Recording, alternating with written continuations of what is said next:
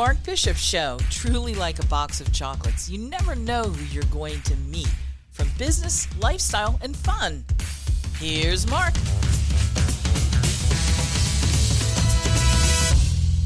Welcome, everybody. You know, more than 2.6 million children and teens go to the emergency room with sports injuries every year. That's an awful lot, isn't it? I mean, it's so much. I didn't believe it. So we invited Naomi J Brown, MD, a pediatric sports medicine specialist at the Children's Hospital of Philadelphia, the infamous CHOP. Hi and welcome, Naomi, to the Mark Bishop Show. Thank you so much for having me. So, I mean, enormous amount. How common are injuries in young athletes? Yeah, unfortunately, they are common. About 3.5 million children ages 14 and younger will get hurt annually. Not all of them will end up in the emergency room. But, you know, we do see them. And unfortunately, they are on the rise, whether or not that's because children are participating more in sport or because they're more likely to get injured. It's hard to know. Well, looking at your areas of expertise, we're talking dance medicine, hypermobility, injury prevention, pediatric injuries, pediatric sports medicine, repetitive strain injuries, skiing, and snowboarding injuries, and various sports injuries. I mean, you cover a whole gamut, don't you, really? I mean, I cover head to toe, right? I see all the injuries, but, you know, more specifically, I do see a lot of the dancers, the winter sports injuries, but we see everything, the baseball athletes, the soccer athletes, the football athletes, you name it. Well, I'd like to break them down a little if we could, because there's some here mentioned that I didn't think you'd get injuries out of, but just goes to show you. Let's take the dance medicine for starters. Explain that one to me. Yeah, so dancers are really at high risk for overuse injuries specifically because they're doing very high level of repetitive motion. They're landing hard, they're arching their back, and they're going up on point where they're going into positions that aren't as typical that we would expect. And so they're at risk for some stress fractures, tendonitis specifically. There's something called a dancer's fracture, which is a fracture in the foot, or at the hip, they can get a hip tendonitis. And so we really have to understand where their pain is. Sometimes dancers are less, willing to speak up when they hurt because it's not, are you injured? It's how injured are you? Because you're putting your body through motions that we really were not designed to do.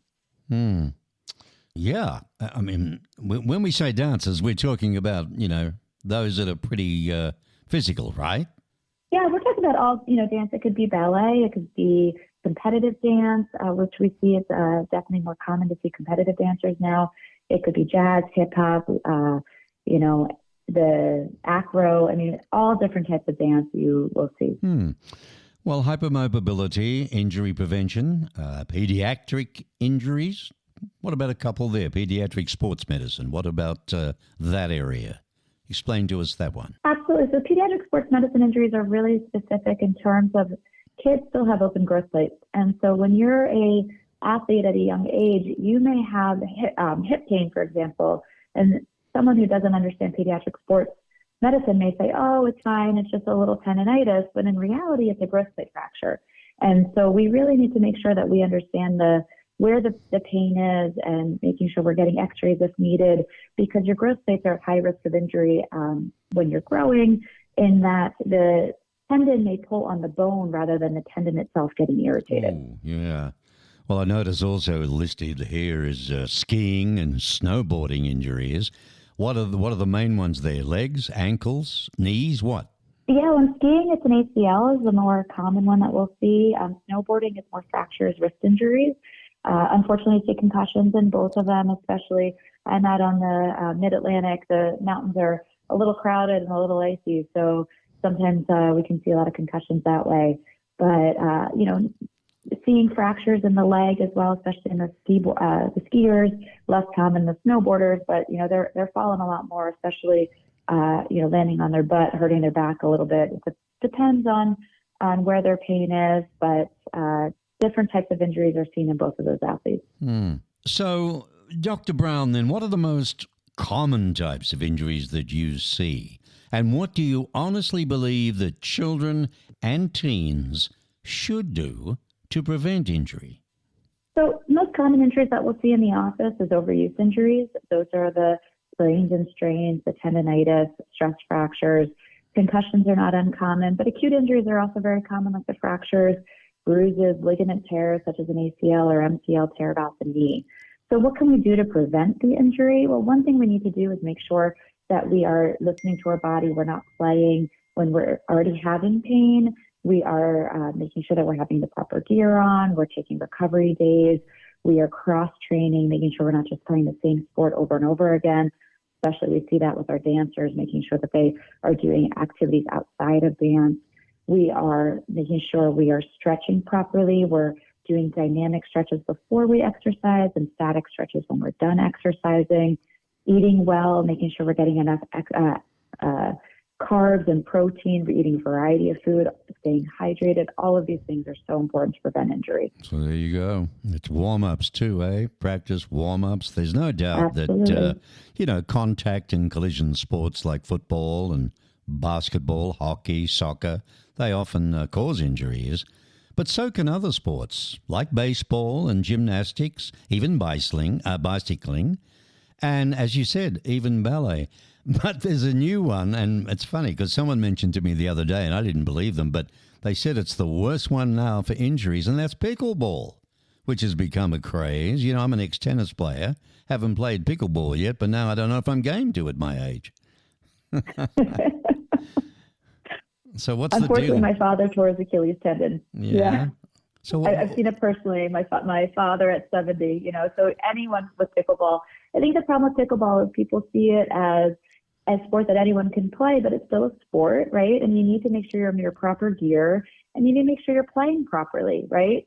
So it is a low impact sport, but you can hurt yourself. You can get a shoulder, wrist injury, collide if you're not paying attention to who you're playing with. So injuries can still happen even if it's, not expected. Right, collide, yeah. What an insult that'd be.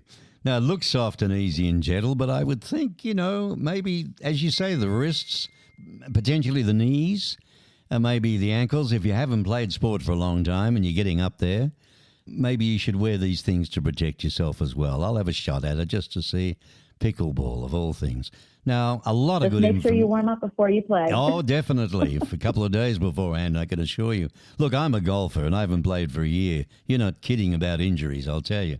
Chop.eu, marvelous website, www.chop.edu/sports. Now, there's a lot of information, folks, on this site, and you contribute to this, don't you, Naomi? I do. A lot of information that people can read and understand, and if you don't, you're driving, you only got to hear the end of this particular interview or whatever, by all means, go to the site and have a good read of chop.edu sports. Amazes me that the injuries young athletes are suffering today and teenagers, 2.6 million children and teens, to the emergency room. It's not just a matter of home, look, Mum, I'm sore. It's to the emergency room with sports injuries each year. So what's your big takeaway, Doctor? What's your biggest advice? My biggest advice is listening to your body, knowing that, if you're feeling tired at the end of practice, don't try something new. Don't keep playing. Know your threshold. Make sure that you have someone you can talk to, if it's your pediatrician, if it's your coach, if it's your athletic trainer at your school, to talk about when you're having pain. Is it something that's dangerous, or it's soreness and we just need to, do some stretches. So, really it takes a team, not just your physical team, but also your entire care team, but also listening to your body, including your mind. If you're having some burnout symptoms, if you're feeling overwhelmed, make sure that you talk about your mental health. Well, there you have it, folks. You've heard it from the horse, as they say. No, that's not right. You've heard it from the jockey. Naomi J Brown, everybody, MD, a Pediatric Sports Medicine Specialist at the Children's Hospital of Philadelphia, the infamous CHOP, who focuses on sports injury prevention. And take her advice. And don't forget the site, chop.edu sports. Thanks, Doc, for coming on the Mark Bishop Show. Appreciate it. Thank you so much for having me. Join us again for another episode of The Mark Bishop Show. It's a production of Mark Bishop Media.